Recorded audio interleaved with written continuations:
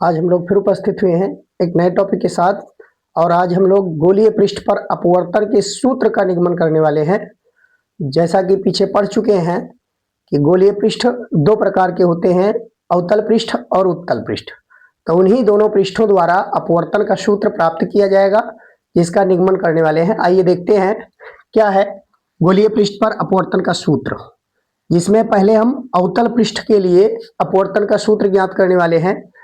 यह एक इसका चित्र दिखाया गया है आरेख, जिसमें एक गोलीय पृष्ठ लिया गया। जैसा कि यह सामने इसका अवतल भाग दिखाई दे रहा है, S P S dash. S P S dash जो है एक गोलीय अवतल पृष्ठ है, जो कि वायु में रखा हुआ है, या हम कह सकते हैं कि इसके बाहर माध्यम जो है वो विरल है।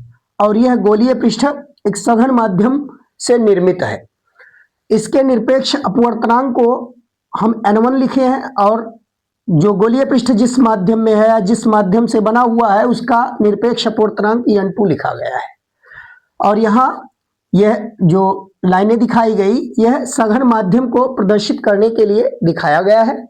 और इस गोलीय पृष्ठ एस पी एस डैश का बीचों बीच वाला जो बिंदु है, मध्य बिंदु, जिसको कि हम ध्रुव कहेंगे, ये गोलीय पृष्ठ का ध्रुव है P। और इस ध्रुव से होकर जाने वाली ये सीधी रेखा इसकी मुख्य अक्ष कही जाएगी। तो इस गोलीय पृष्ठ के मुख्य अक्ष पर एक बिंदु वस्तु है, जो कि वो पर स्थित है। बिंदु वस्तु वो पर स्थित है। अब यहां से दो प्रकाश किरणें इस गोलीय पृष्ठ पर आपतित हो रही हैं। एक प्रकाश किरण OA और दूसरा इधर से प्रकाश किरण, ये नीचे दिखाया गया है, OI के बीच में एक तीर लगाया गया है। दो प्रकाश किरणें यहां से इस गोलीय पृष्ठ पर आपतित हो रही हैं। अब जब यह प्रकाश किरणें विरल माध्यम से सघन माध्यम में जाएंगी, तो निश्चित रूप से इस गोलीय पृष्ठ के भीतर प्रकाश किरण अपवर्तित होगी। तो OA प्रकाश किरण अपवर्तित होकर AB वाले डायरेक्शन में गई है।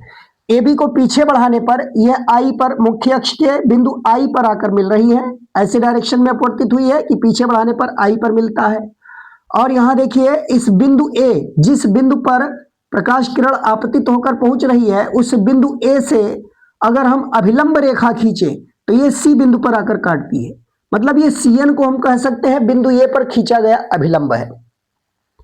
अब प्रकाश किरण देखिए, अभिलंब के साथ आपतित किरण OA जो कोण बनाती है उसको I लिखा गया, ये आपतन कोण है। और अपवर्तित किरण AB अभिलंब के साथ जो कोण बनाती है उसको हम अपवर्तन कोण R लिखे हैं।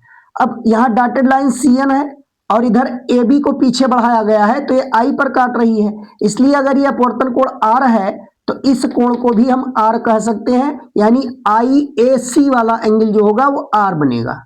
और यहाँ पर OAC I से लिखा गया है, ये आपतन कोण है और ये अपवर्तन कोण, और ये दोनों शीर्षाभिमुख होने के कारण बराबर होंगे। R ये है तो ये भी R कहा जाएगा।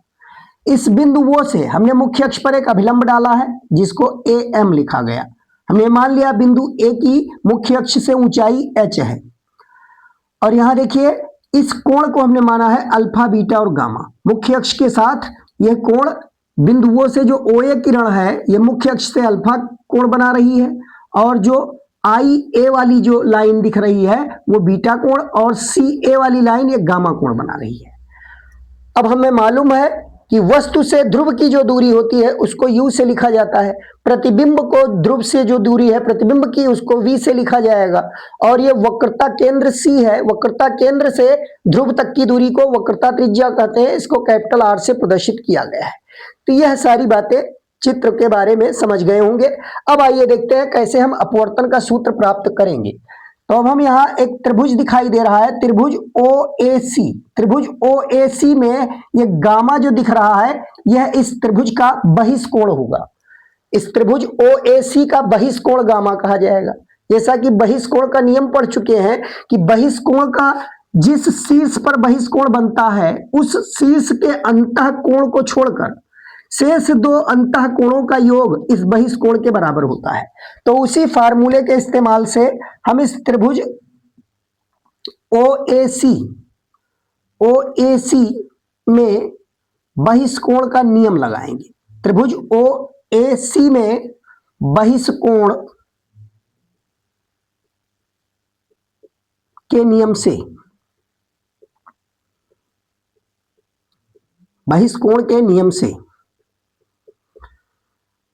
देखिए बहिष्कोण का नियम क्या है कि जो बहिष्कोण बन रहा है शीर्ष पर गामा, ये बराबर होगा इस शीर्ष के अंतःकोण को छोड़कर शेष दो अंतःकोण अल्फा और आई दिखाए गए हैं, तो ये अल्फा प्लस आई के बराबर होगा। एक एक बातें यहां बिल्कुल जड़ से बताई जाएंगी, पूरा डेरिवेशन बहुत ही आसानी से भी समझ में आ जाएगा, कोई कठिनाई नहीं है, बहुत आराम से इसको समझते जाएंगे।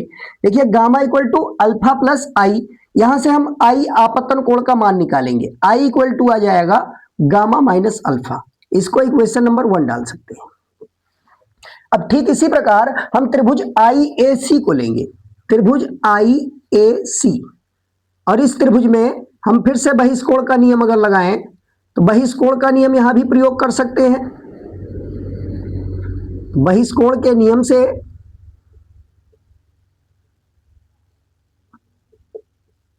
यहां भी बहिष्कोण गामा बन रहा है, लेकिन अब की बार दो अंतःकोण बीटा और आर कहे जाएंगे, बीटा और आर के योग के बराबर होगा। जो यहां बहिष्कोण गामा बन रहा है आई ए सी में, ये गामा बराबर होगा बीटा प्लस आर के, यहां हम लिख सकते हैं gamma equal to beta plus R. यहां से भी हम अपवर्तन कोण आर का मान निकाल लेंगे, आर इक्वल टू यह जाएगा गामा माइनस बीटा, इसको इक्वेशन नंबर 2 डाल देंगे। अब जैसा कि हमें मालूम है स्नेल का नियम पढ़ चुके हैं, स्नेल के नियम से,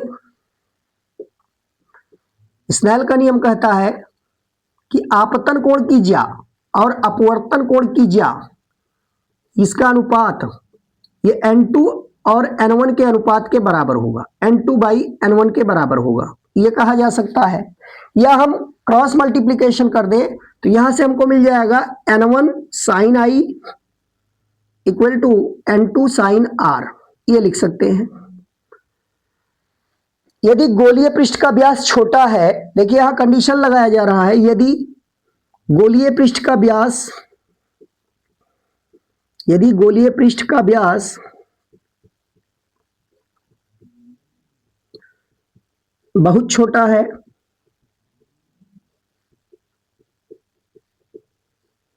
तो गोलीय पृष्ठ का अगर व्यास छोटा है तो जितना व्यास छोटा होगा बिंदु ए और बिंदु यम, ये दोनों ही बिंदु पी की ओर अग्रसर होंगे। तो अगर व्यास छोटा ले लिया गया है तो बिंदु ए भी पी की ओर जाएगा और बिंदु एम भी पी के सन्निकट जाएगा, ये पी के निकट ये भी आता जाएगा और यम भी उसी अनुरूप पी के निकट जाएगा। अब अगर ए पी की ओर टेंड कर रहा है, एम भी पी की ओर टेंड कर रहा है, तो हम कह सकते हैं कि जो आई और आर लिए गए हैं उन कोणों को अगर रेडियन में मापे, इन कोणों को अगर रेडियन में मापा जाए तो साइन आई की वैल्यू हम आई के बराबर लिख सकते हैं और साइन आर की वैल्यू आर के बराबर लिख सकते हैं। अब ये दोनों मान इसमें अगर रख दिए जाएं तो यहां से देखिए हमको मिल जाएगा n1i बराबर n2r, ये हमको मालूम चल जाएगा n1i बराबर n2r। अब i और r का मान समीकरण 1 व 2 में हम निकाल चुके हैं, इन दोनों समीकरण से यहाँ i और r का मान इसमें रख के सॉल्व किया जाएगा। समीकरण 1 व 2 से, समीकरण 1 व 2 से देखिए यहां हमको मिल जाएगा n1 i की वैल्यू है गामा माइनस ए, सॉरी गामा माइनस अल्फा, और r की वैल्यू है गामा माइनस बीटा, तो यहां हम लिख सकते हैं n2 गामा माइनस बीटा। अब इस ब्रैकेट को ओपन करके गामा को अगर एक साइड में कर लिया जाए तो यहां देखिए क्या मिल जाएगा, हम ब्रैकेट को ओपन कर रहे हैं तो यहां से मिल जाएगा n1 gamma minus n1 alpha equal n2 gamma minus n2 beta, ये लिखा जा सकता है। अब हम इस n2 जिसमें कि गामा मौजूद है, इस गामा वाले पद को हम दाईं तरफ ले रहे हैं और बाकी अल्फा बीटा वाले पद को बाईं ओर, तो इसको पक्षांतर करके बाईं ओर लाएंगे तो ये हो जाएगा n2 बीटा प्लस में होगा और माइनस n1 अल्फा, ये बराबर होगा, और इसको पक्षांतर करेंगे तो ये माइनस में जाएगा और गामा दोनों में हम कॉमन ले सकते हैं, तो gamma into n2 minus n1 ये लिखा जा सकता है। n2 beta minus n1 alpha equal to gamma into n2 minus n1, ये दिखा सकते हैं। इसको इक्वेशन नंबर 3 डाल दीजिए। अब यहां जो कंडीशन लगाया गया है कि अल्फा बीटा कोण भी छोटे हो जाएंगे अगर व्यास छोटा होगा, तो यदि गोलीय पृष्ठ का व्यास यदि गोलीय पृष्ठ का व्यास बहुत छोटा है, यदि गोलीय पृष्ठ का व्यास बहुत छोटा है तो अल्फा बीटा गामा भी छोटे होंगे, अल्फा बीटा व गामा भी छोटे होंगे।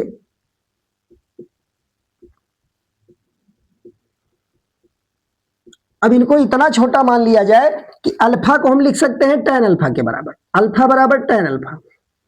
तो अल्फा को हम tan अल्फा जब कर देंगे तो यहां देखिए फिगर से tan अल्फा इस त्रिभुज OMA में देखा जाए, त्रिभुज OMA, तो OMA वाले समकोण त्रिभुज में अल्फा कोण न्यून कोण है, सामने की भुजा ये लंब होगी, ये आधार होगा, तो इसको हम कह सकते हैं लंब बटा आधार के रूप में tan अल्फा को AM बटा OM लिख सकते हैं, AM बटा OM ये लिखा जा सकता है। अब हम जानते हैं कि अगर व्यास छोटा है तो यम बिंदु P के नजदीक होगा, तो अगर यम बिंदु P के निकट होगा तो ऐसे स्थिति में OM और OP ये बराबर होंगे, OM और जो OP है ये बराबर होगा, ये हम लिख सकते हैं बराबर। अब A से M की जो लंबाई है h माना गया है, AM को हम h लिख सकते हैं, और साथ में OP, O से P की दूरी, तो वो वस्तु रखा है, वस्तु की स्थिति है और P ध्रुव है, तो वस्तु से ध्रुव की दूरी U से लिखते हैं, लेकिन यहां बाईं ओर की दूरी है, इस कारण से -U का प्रयोग करेंगे, ये -U लिखा जाएगा, माइनस में U लिखा जाएगा। तो यहां से अल्फा बराबर मिल जाएगा हमको h बटा -U, ये अल्फा की वैल्यू मिल गई।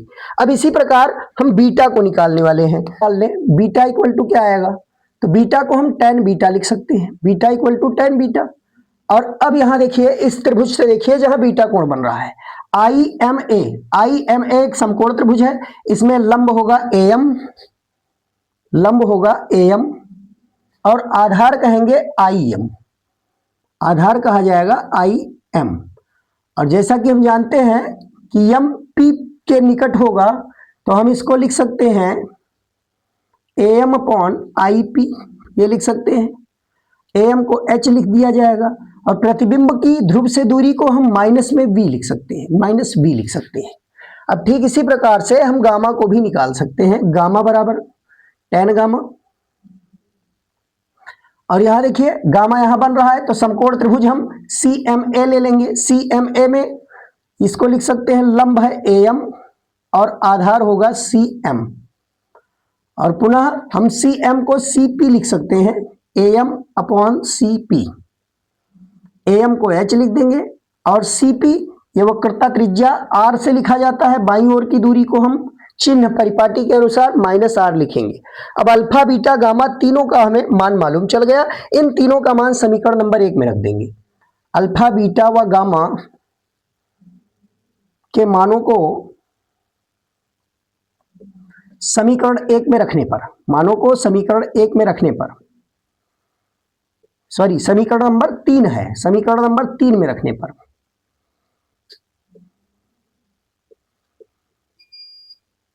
तो समीकरण 3 में इन मानों को हम रख रहे हैं।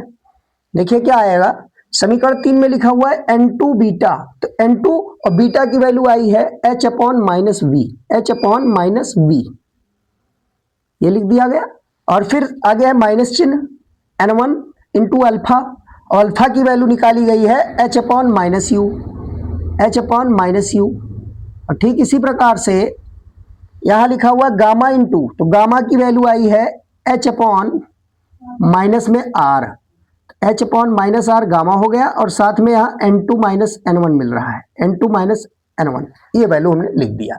अब सभी मानों के बारे में जानकारी हो गई, और इन सब में हम अगर देखें तो दोनों तरफ माइनस में H कॉमन है, -H को अगर बाहर निकाल लिया जाए तो -H के अतिरिक्त देखिए इधर क्या बच रहा है, यहाँ जाएगा N2/V माइनस, यहाँ हो जाएगा ये माइनस चिन्ह हमने निकाल लिया है, -H निकाल लिया है तो ये माइनस चिन्ह यहाँ बच जाएगा N1/U, और इधर आ जाएगा -H को हम बाहर कर लें तो ये आ जाएगा N2 -N1 अपॉन R। अब -H दोनों तरफ कैंसिल हो सकता है, इसको हम कैंसिल कर देंगे। अब एट लास्ट यहाँ क्या मिलेगा, N2/V -N1/U, ये बराबर हो जाएगा N2 minus N1 upon R।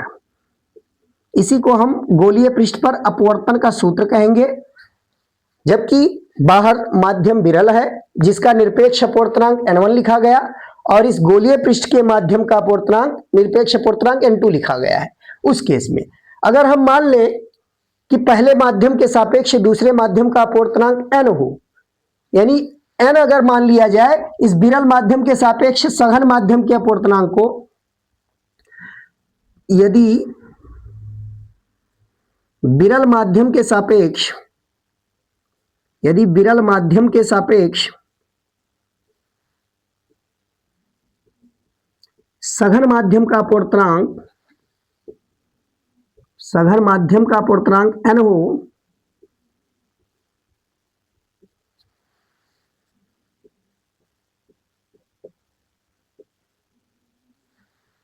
N हो, तब हम N को लिख सकते हैं N2 बटा N1। N को N2 बटा N1 लिखा जा सकता है। अब यहाँ N के पदों में इसको बदलना है तो निश्चित रूप से प्रत्येक पद में हम N1 से भाग करा देंगे। प्रत्येक पद में यहाँ N1 से अगर भाग करा दिया जाए तो इसको इक्वेशन नंबर 4 अगर डाल दिया जाए, देखिए समीकरण 4 में क्या कर सकते हैं, समीकरण 4 से हम इसको इस प्रकार से कर सकते हैं N2 बटा N1 upon B minus N1 बटा N1 अपॉन यू, और यहां हो जाएगा N2 by N1 minus N1 by N1। हमने प्रत्येक पद का भाग N1 से कराया है, प्रत्येक पद का N1 से यहां भाग करा दिया गया है। तो अब आइए देखते हैं N1 से अगर प्रत्येक पद का भाग करा दिया जाए तब क्या बचेगा। यहां तो देखिए ये N1 से N1 कैंसिल हो जाएगा, 1 आएगा, यहां भी N1 कैंसिल हो जाएगा, 1 आएगा, इसके प्लेस पर 1 आएगा, यहां भी 1 आ जाएगा, और यहां N2 बटा N1 को हम N लिख सकते हैं। तो अब यहां N के रूप में हमें सूत्र मिल गया N बटा बी माइनस 1 बटा यू, ये बराबर हो जाएगा N माइनस 1 अपॉन R। ये N के पदों में कहा जाएगा अपवर्तन का सूत्र। अगर विरल माध्यम के सापेक्ष सघन माध्यम का अपवर्तनांक N है तब हम अपवर्तन का सूत्र लिख सकते हैं N by B minus 1 by U बराबर N माइनस 1 अपॉन R। यदि यह उल्टा कर दिया जाए, यानी वस्तु को अगर हम इस गोलीय पृष्ठ के भीतर रख दें, वस्तु को गोलीय पृष्ठ के भीतर रख दें, तब इसके लिए अपवर्तन का सूत्र क्या लिखेंगे। भाई गोलीय पृष्ठ अगर वस्तु को गोलीय पृष्ठ के भीतर ले लिया जाए, कोई जैसे वायु का बुलबुला है यहां कोई कांच के भीतर या इस गोलीय पृष्ठ के भीतर स्थित है, तब उसका प्रतिबिंब कहां बनेगा, तब उसके लिए अपवर्तन का सूत्र क्या लिखा जाएगा। तो इसी में इंटरचेंज कर दिया जाएगा। भाई अगर माध्यम वस्तु विरल माध्यम में है तब तो ये इस्तेमाल करेंगे, अगर वस्तु सघन माध्यम में है तब हम अगर विरल माध्यम के सापेक्ष निकालें तो यहां जो अपवर्तनांक N2 लिखा है उसकी जगह पर N1 लिख देंगे और N1 की जगह पर N2 लिख देंगे, इस प्रकार से। यानी हम जनरल रूप में इस फार्मूले को अगर जनरलाइज करके लिखना चाहें तो जनरलाइज रूप में हम क्या लिख सकते हैं, देखिए व्यापक रूप में इसी सूत्र को हम लिख सकते हैं NR upon B minus NI upon U बराबर यहां हो जाएगा NR minus NI upon R। अब इसमें R क्या है, तो R उस माध्यम का अपवर्तनांक है जिसमें प्रकाश किरण अपवर्तित हो रही है, और I क्या है, उस माध्यम का अपवर्तनांक है जिससे प्रकाश किरण आ रही है। यानी वस्तु जहां स्थित है उस माध्यम के अपवर्तनांक को Ni लिखा गया है और प्रकाश का जो अपवर्तन हो रहा है जिस माध्यम में, उस माध्यम के अपवर्तनांक को Nr लिखा गया है। अगर वस्तु सघन माध्यम में है तो अपवर्तित किरण जाएगी विरल माध्यम में, तब यहां Nr की जगह पर N1 लिख दिया जाएगा और Ni की जगह पर N2 होगा। और अगर वस्तु सघन माध्यम में नहीं बल्कि विरल माध्यम में है तो यहां Nr की जगह पर N2 लिखा जाएगा और Ni की जगह पर N1 लिखेंगे। तो ये व्यापक रूप में फार्मूला है, इसी फार्मूले को हम निकाल सकते हैं। अब आइए देखते हैं हम उत्तल पृष्ठ के, तो इसके लिए यहाँ फिगर बनाया गया है उत्तल पृष्ठ के लिए। उत्तल पृष्ठ के लिए हमने दिखाया है एक गोलीय उत्तल पृष्ठ SP S' है और इसके मुख्य अक्ष, इसका वक्रता केंद्र भीतर की ओर होगा, गोलीय उत्तल पृष्ठ लिया गया तो वक्रता केंद्र भीतर की ओर है और इसके मुख्य अक्ष पर हमने बिंदु O पर वस्तु ले लिया। एक बिंदु वस्तु O पर रखी हुई है। यहां से दो प्रकाश किरणें चल रही हैं, एक प्रकाश किरण मुख्य अक्ष के अनुदिश और दूसरी प्रकाश किरण OA, ये किरण है। अब OA किरण जब बिंदु A से अपवर्तित होकर इस गोलीय माध्यम में प्रवेश करेगी तो यहां देखिए अपवर्तन होगा। अपवर्तन के कारण यह अभिलंब की ओर झुकेगी। अभिलंब की ओर झुकेगी तो पीछे बढ़ाने पर यहां I पर हमें एक आभासी प्रतिबिंब दिखाई देगा। क्योंकि वास्तविक किरण आगे जा रही है, पीछे बढ़ाने पर I पर आ रहा है। यह प्रकाश किरण अपने ही मार्ग पर सीधे निकल जाएगी क्योंकि यह लंबवत उस पृष्ठ पर गिर रही है। तो लंबवत गिरने के कारण आपतन कोण 0 तो अपवर्तन कोण भी 0, तो ये सीधा निकल जाएगी। अब ये दोनों वास्तविक किरणें एक दूसरे को इधर नहीं काट सकती, पीछे बढ़ाने पर I पर काटेंगी तो इस बिंदु वस्तु O का प्रतिबिंब I पर प्राप्त होगा। और यहां देखिए ये CN अभिलंब खींचा गया है बिंदु A पर और A से लंब डाला गया है AM, ये मुख्य अक्ष पर खींचा गया लंब है। इस AM की लंबाई को हमने इस ऊंचाई को h मान लिया है। और जैसा कि पीछे देख चुके हैं, वस्तु से ध्रुव की दूरी u और ध्रुव से इस प्रतिबिंब की दूरी को v लिखा जा सकता है और वक्रता केंद्र से ध्रुव की दूरी को वक्रता त्रिज्या r लिख सकते हैं। इसमें वक्रता त्रिज्या धनात्मक ली जाएगी। और यहां से देखिए आपतित किरण OA मुख्य अक्ष से कोण बना रही है अल्फा और यहाँ जो किरण IA है, ये IA जो पीछे बढ़ाने पर आ रहा है, यह रेखा बीटा कोण हमने मान लिया बना रहा है मुख्य अक्ष के साथ और जो अभिलंब है ये मुख्य अक्ष से गामा कोण बना रहे हैं। तो ये तीन कोण यहाँ भी हमको प्राप्त हो रहा है। अब आइए देखते हैं किस प्रकार से हम उत्तल पृष्ठ के लिए अपवर्तन का सूत्र लेंगे। बोलिए उत्तल पृष्ठ, उत्तल पृष्ठ के लिए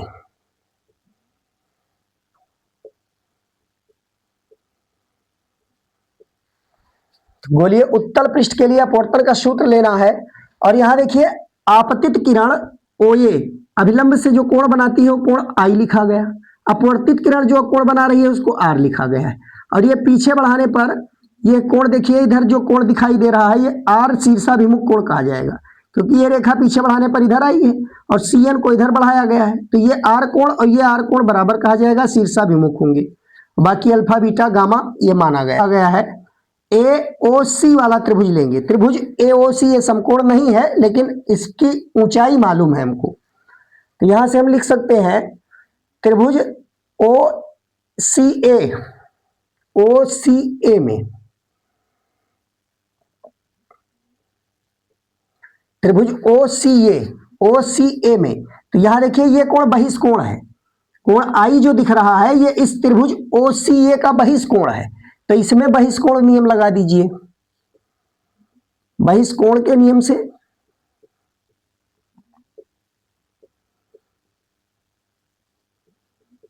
यहां बहिष्कोण का अगर निकालेंगे नियम लगाएंगे तो यहां देखिए बहिष्कोण I लिखा हुआ है और ये I किसके बराबर होगा, तो इस अंतःकोण को छोड़कर यहां दो अंतःकोण अल्फा और गामा दिखाई दे रहे हैं, तो इसको हम अल्फा प्लस गामा लिख सकते हैं। इसी को हम इक्वेशन 1 डायरेक्ट लिख सकते हैं।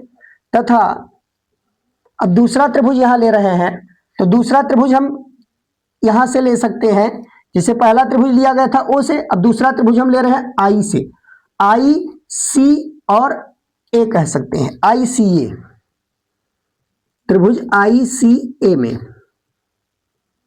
बहिष्कोण के नियम से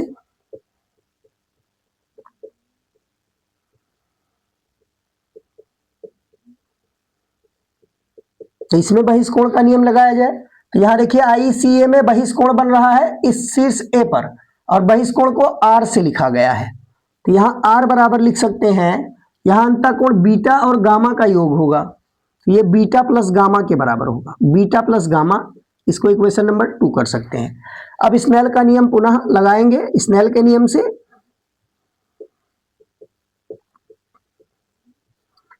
स्नेल के नियम में बताया गया साइन I और साइन R का जो अनुपात होगा वो n2/n1, माध्यम हमने बाहर विरल माध्यम का अपवर्तनांक n1 लिखा है, सघन माध्यम का n2, तो यहां हो जाएगा साइन I बटा sine R equal to n2/n1, या क्रॉस मल्टीप्लीकेशन कर ले तो n1 equal n1 into sine I ये बराबर होगा n2 इंटू साइन R। और फिर से कंडीशन लगा दें, यदि गोलीय पृष्ठ का व्यास यदि गोलीय पृष्ठ का व्यास बहुत छोटा है,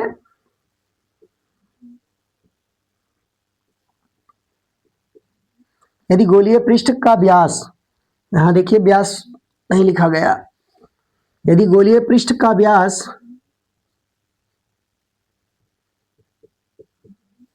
बहुत छोटा है,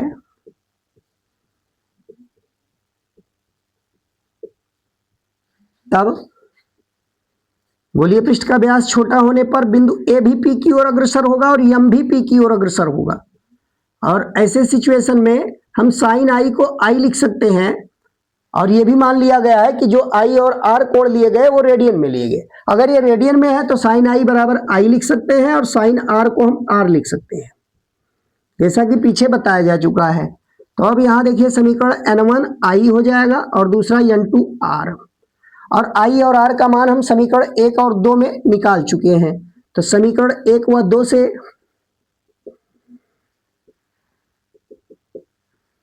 समीकरण 1 और 2 से हम यहाँ आई और आर का अगर मान रख दें तो यहाँ आ जाएगा n1 आई की जगह पर हम अल्फा प्लस गामा लिख सकते हैं, बराबर n2 आर की जगह पर लिख सकते हैं beta plus gamma, beta plus gamma. फिर से ब्रैकेट ओपन कर दीजिए, n1 alpha plus n1 gamma, ये बराबर होगा n2 beta plus n2 gamma, ये हो जाएगा। अब यहां से देखिए गामा को एक तरफ कर लीजिए, गामा को दाईं तरफ ले चलिए और इसको इधर बाईं तरफ ले आइए, तो यहां से हमको क्या मिलेगा, यहां से देखिए क्या मिल सकता है, हम n1 अल्फा माइनस में n2 बीटा ये लिख सकते हैं, बराबर इसको पक्षांतर करके गामा ले लीजिए कॉमन, तो यहां आ जाएगा n2 माइनस n1, ये आ जाएगा n1 alpha minus n2 beta minus gamma into n2 minus n1। इसको हम इक्वेशन नंबर 3 लिख सकते हैं, इक्वेशन 3। फिर से वही कंडीशन लागू करेंगे, यदि गोलीय पृष्ठ का व्यास बहुत छोटा है, यदि गोलीय पृष्ठ का व्यास बहुत छोटा है, यदि गोलीय पृष्ठ का व्यास बहुत छोटा है, तो यहां देखिए अल्फा बीटा गामा जो कोण बनाए गए वो भी छोटे होंगे, बहुत छोटा है तो अल्फा बीटा व गामा भी छोटे होंगे, अल्फा बीटा व गामा भी छोटे होंगे। अब इतने छोटे हमने मान लिया कि अल्फा बीटा गामा इतने छोटे हैं कि हम अल्फा को tan अल्फा लिख सकते हैं, अल्फा बराबर tan अल्फा, और अल्फा अगर tan अल्फा के बराबर है तो यहां से देखिए इस त्रिभुज समकोण त्रिभुज OMA में tan अल्फा अगर निकालें तो ये AM बटा OM के बराबर होगा, AM बटा OM। और जैसा कि जानते हैं कि यम बिंदु P के निकट होगा, तो P के अगर निकट है तो इसको हम लिख सकते हैं, OM को लिख सकते हैं OP, तो ये हो जाएगा AM बटा OP। AM की ऊंचाई h लिखा गया है और O से P की दूरी, O से P की दूरी ये बाईं ओर की दूरी है, इसलिए यहां हम माइनस में U लिख सकते हैं। देखिए वस्तु की ध्रुव से दूरी को बाईं ओर की दूरी है, ये माइनस U लिखा जाएगा।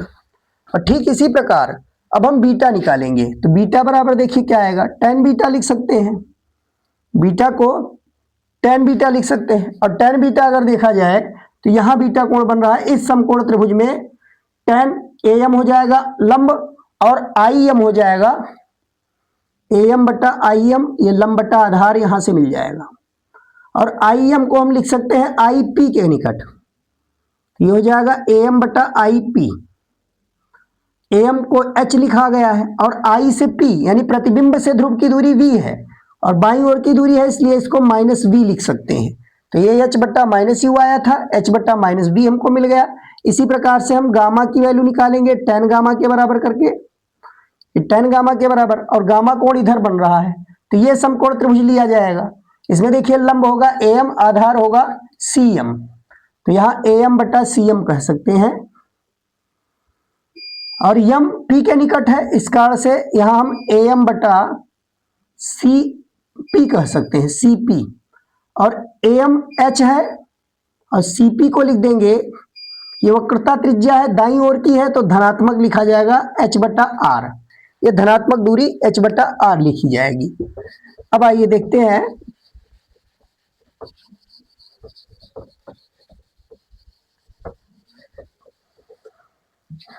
अब यहां से हम अल्फा बीटा गामा का मान निकल चुका है, समीकरण नंबर 3 में रख देंगे। समीकरण 3 में अल्फा बीटा व गामा का मान रखने पर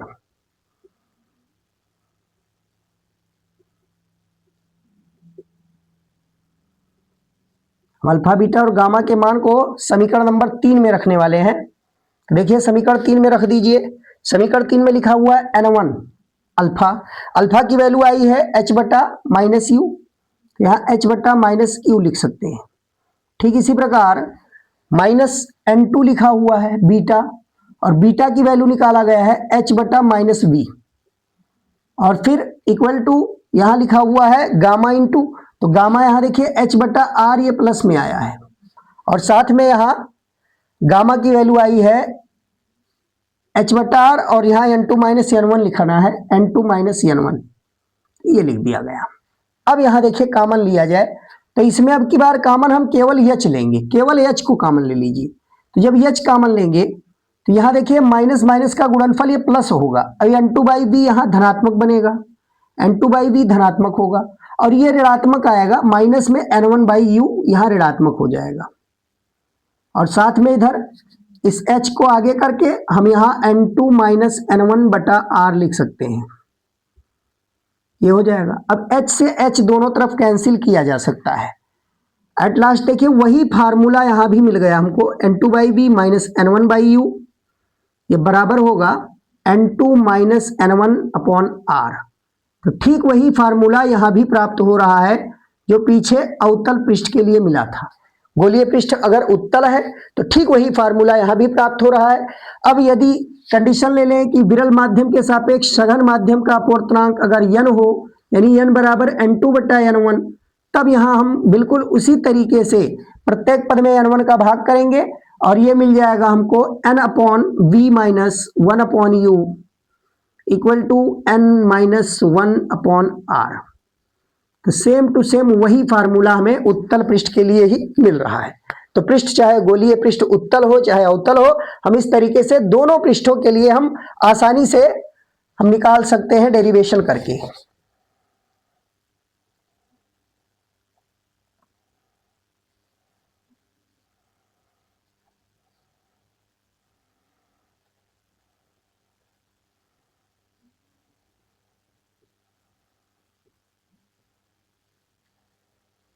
गोलीय पृष्ठ के मुख्य फोकस देखिए क्या होते हैं।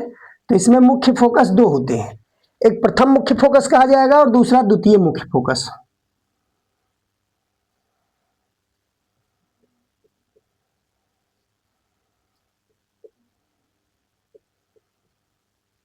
एक प्रथम मुख्य फोकस और दूसरा द्वितीय मुख्य फोकस।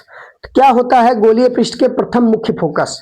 तो हम परिभाषित कर कि गोलीय पृष्ठ के मुख्य अक्ष पर स्थित वह बिंदु जिससे चलने वाली प्रकाश किरण अथवा जिससे आती प्रतीत होने वाली प्रकाश किरण अपवर्तन के पश्चात मुख्य अक्ष के समांतर हो जाती है, उसे गोलीय पृष्ठ का प्रथम मुख्य फोकस कहते हैं। प्रथम हम कह सकते हैं गोलीय पृष्ठ के ध्रुव से, गोलीय पृष्ठ के ध्रुव से प्रथम मुख्य फोकस तक की दूरी को गोलीय पृष्ठ की प्रथम फोकस दूरी कहा जाता है, और प्रथम फोकस दूरी को f डैश से प्रदर्शित करते हैं। तो मुख्य अक्ष के पृष्ठ पर स्थित कह रहा है। देखिए मुख्य अक्ष, ये गोलीय पृष्ठ अगर ले लिया जाए तो गोलीय पृष्ठ का मुख्य फोकस, प्रथम मुख्य फोकस और द्वितीय मुख्य फोकस की बात की गई है। तो अवतल पृष्ठ में जो प्रथम मुख्य फोकस होगा वो दाईं ओर होगा, उत्तल पृष्ठ में ये बाईं ओर मौजूद होता है। उत्तल पृष्ठ अगर है तो प्रथम मुख्य फोकस ये बाईं ओर मौजूद होता है उत्तल पृष्ठ में। अब कैसे मालूम? यहां से आने वाली प्रकाश किरणें मुख्य अक्ष के समांतर अगर हो जा रही हैं, मुख्य अक्ष के समांतर हो जा रही हैं, तो इस पृष्ठ को हम कहेंगे ये प्रथम फोकस है, इसको F1 से प्रदर्शित करेंगे, या सीधे हम F डैश लिख सकते हैं। और यहाँ इसकी ओर आती प्रतीत होने वाली प्रकाश किरणें, इसकी ओर आती प्रतीत होने वाली प्रकाश किरणें, इसकी ओर अगर प्रकाश किरण आ रही है, इस प्रकार से डाला जा रहा है कि इस मुख्य अक्ष के इस बिंदु की ओर आती प्रतीत होने वाली प्रकाश किरणें अपवर्तन के पश्चात मुख्य अक्ष के समांतर हो जाती हैं, तो इसको हम कहेंगे कि यह प्रथम मुख्य फोकस है। और ध्रुव से प्रथम मुख्य फोकस तक की दूरी को प्रथम फोकस दूरी कहते हैं, और इसको स्मॉल f डैश से लिखते हैं। इसको स्मॉल एफ डैश से लिखा जाता है, ये हो जाएगा। तो यहां से देखिए चित्र के माध्यम से भी हम परिभाषा को समझ सकते हैं कि मुख्य अक्ष पर स्थित वह बिंदु जिससे आने वाली प्रकाश किरणें अथवा जिसकी ओर आती प्रतीत होने वाली प्रकाश किरणें अपवर्तन के पश्चात मुख्य अक्ष के समांतर हो जाती हैं, उसे गोलीय पृष्ठ का प्रथम फोकस या प्रथम मुख्य फोकस कहते हैं। और ध्रुव से प्रथम मुख्य फोकस तक की दूरी को, ध्रुव से प्रथम मुख्य फोकस तक की दूरी को उस गोलीय पृष्ठ की प्रथम फोकस दूरी कही जाती है। तो यहां देखिए वस्तु रखा हुआ है, हम कहां मान सकते हैं, लास्ट में प्रकाश किरणें समांतर हो रही हैं, तो समांतर किरणें जहां काटेंगी वहीं पर वस्तु का प्रतिबिंब कहा जाएगा। तो दो समांतर किरणें कहां काटती हैं, तो हम कहेंगे अनंत पर। तो यहां हम ले लेंगे कंडीशन कि u की जगह पर हम रख देंगे, u की जगह पर f डैश का प्रयोग करेंगे, u बराबर f डैश, और v हो जाएगा अनंत, यानी प्रतिबिंब बनेगा अनंत पर और वस्तु रखा हुआ है प्रथम मुख्य फोकस पर। तो जब प्रथम मुख्य फोकस पर वस्तु रखेंगे तो उसका प्रतिबिंब बनेगा अनंत पर। तो यही कंडीशन उस अपवर्तन के सूत्र में लगा देंगे कि यदि u बराबर एफ डैश तो v बराबर इंफिनिटिव। तो इसी का प्रयोग करके हम निकाल सकते हैं। देखिए क्या फार्मूला लास्ट में बताया गया, अपवर्तन का सूत्र क्या बताया गया है। अपवर्तन के सूत्र से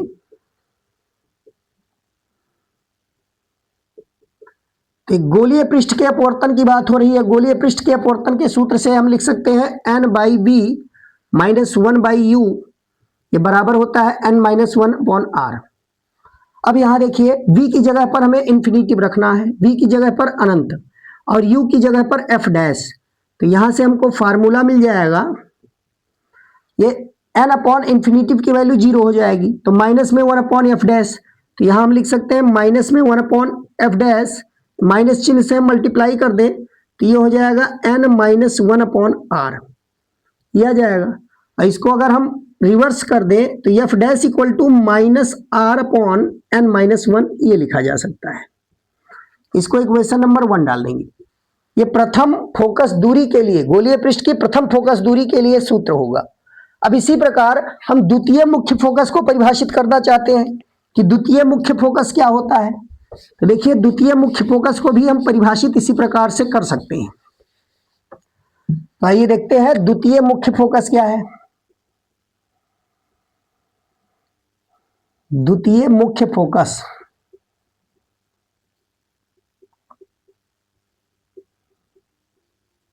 द्वितीय मुख्य फोकस तो बिल्कुल इसी प्रकार हम परिभाषित कर सकते हैं उत्तल और अवतल पृष्ठों के लिए। तो अब की बार यहां समांतर किरणें आपतित कराना है, समांतर किरणें, और जब समांतर किरणें आपतित कराएंगे तब ये मुख्य अक्ष के जिस बिंदु से होकर जाएंगी, समांतर प्रकाश किरणें आपतित कराने पर ये मुख्य अक्ष के जिस बिंदु से होकर जाएंगी उस बिंदु पर द्वितीय फोकस निर्मित होगा, द्वितीय फोकस निर्मित होगा। तो इस प्रकार हम परिभाषित इसको कर सकते हैं। देखिए अब ये प्रकाश किरणें जब इस पर आपतित कराई जाएंगी तो यहाँ अपवर्तन होने के कारण ये बाईं ओर कहीं काटती हुई दिखाई देंगी, इस प्रकार से इस डायरेक्शन में ये अपवर्तित हो जाएगी और इधर वाली प्रकाश किरणें इस डायरेक्शन में अपवर्तित होंगी। ये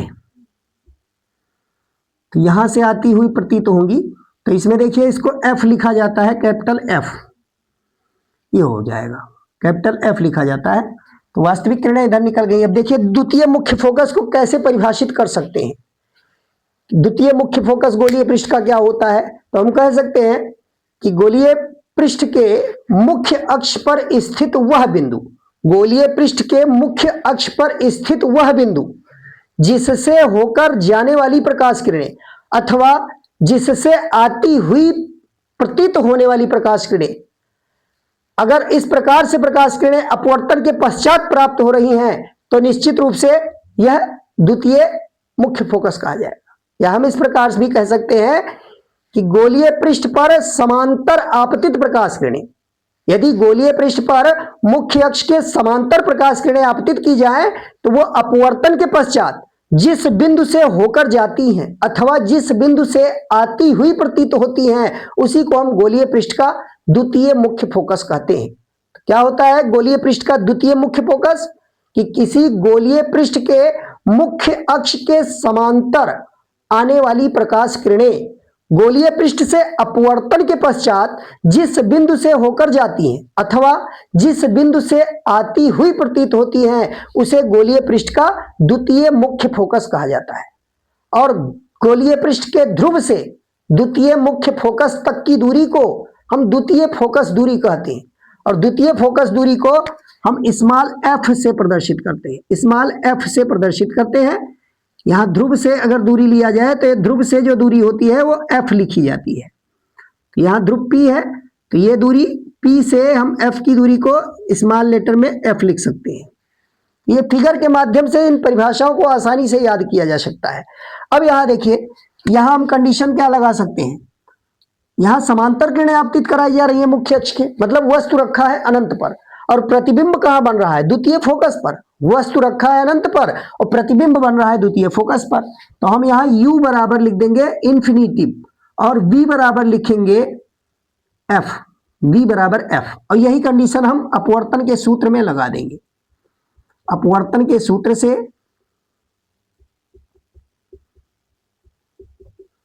यहां देखिए फार्मूला वही है, n/v - 1/u n-1/r।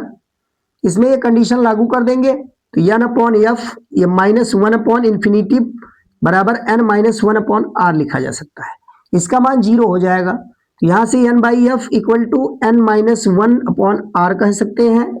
या हम क्रॉस मल्टीप्लीकेशन कर लें तो क्रॉस मल्टीप्लीकेशन करने पर f = क्या मिलेगा, तो f = जब करेंगे तो यह आ जाएगा nr/n-1, nr/n-1। यह द्वितीय फोकस दूरी के लिए सूत्र मिल जाएगा।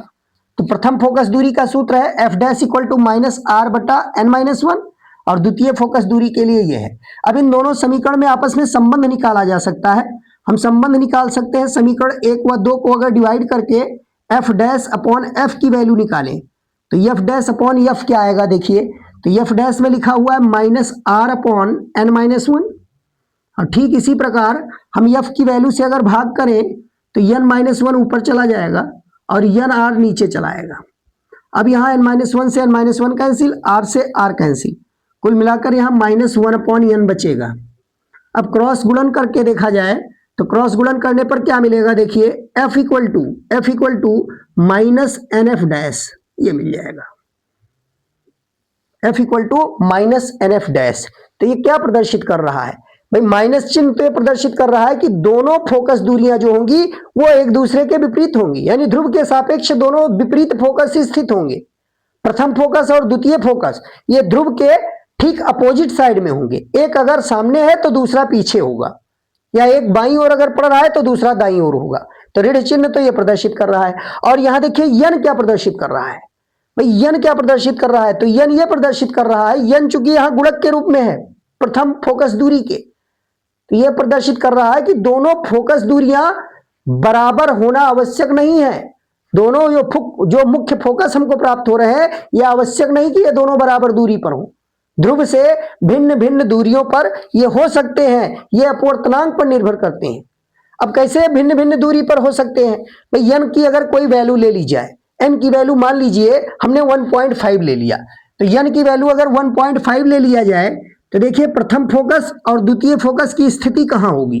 तो यदि n बराबर 1.5 ले लें तो हम इस सूत्र से अगर प्रथम फोकस दूरी निकालें तो f' कितना आएगा, f' इक्वल टू, तो ये हो जाएगा f' इक्वल टू अगर निकाला जाए तो f' इक्वल टू यहां देखिए n की वैल्यू इसी में रख दीजिए, तो f बराबर हम निकालें तो मालूम चल जाएगा, दोनों दूरियों का हमें अंतर मालूम चल जाएगा। तो f बराबर यहां मिल जाएगा माइनस में 1.5 इंटू f डैश। तो ये क्या बता रहा है कि f जो होगा वो 1.5 गुना होगा f डैश का, f डैश का 1.5 गुना होगा। या ऐसे भी निकाल सकते हैं, इन सूत्रों के माध्यम से भी निकाल सकते हैं, इन सूत्रों के माध्यम से भी निकाल सकते हैं। देखिए f' इक्वल टू कितना आएगा, f' इक्वल टू, तो यहां अगर हम 1.5 रखेंगे तो 1.5 में से 1 घटाएंगे तो 0.5 यानी 1/2 मिलेगा, और ये भिन्न पलटेगा तो यहां आ जाएगा 2r, माइनस में 2r आएगा, ये माइनस में 2r आ जाएगा। और f की वैल्यू अगर निकाले इस सूत्र से अगर f की वैल्यू निकाला जाए तो यहां देखिए 1.5 अगर रखेंगे तो f इक्वल टू ये हो जाएगा 1.5r, और नीचे आ जाएगा 1.5 माइनस 1 यानी 0.5 यहाँ 0.5 मिलेगा। 0.5 से पॉइंट हटाने के बाद कैंसिल कर दे 5 तिया 15, तो यहां से एफ बराबर 3r मिल रहा है। देखिए प्रथम जो फोकस दूरी है वो 2r है, माइनस में है मतलब बाईं ओर है, ध्रुव के बाईं ओर 2r दूरी पर प्रथम फोकस स्थित है और द्वितीय फोकस की जो दूरी है वो 3r है। तो यह आवश्यक नहीं है कि दोनों फोकस समान दूरी पर हो, भिन्न भिन्न दूरियों पर हो सकते हैं, वो अपवर्तनांक पर निर्भर करता है कि अपवर्तनांक कितना है। तो इस तरीके से आज हम लोगों ने गोलीय पृष्ठ के मुख्य फोकस के बारे में पढ़ा गया और अपवर्तन का सूत्र डेरिवेशन किया गया। अब अगले लेक्चर में हम लेंस के बारे में पढ़ेंगे और उसके लिए आवश्यक लेंस मेकर सूत्र या अन्य लेंस का सूत्र है, उन सब पर चर्चा नेक्स्ट लेक्चर में करेंगे। आज के लिए इतना ही, धन्यवाद।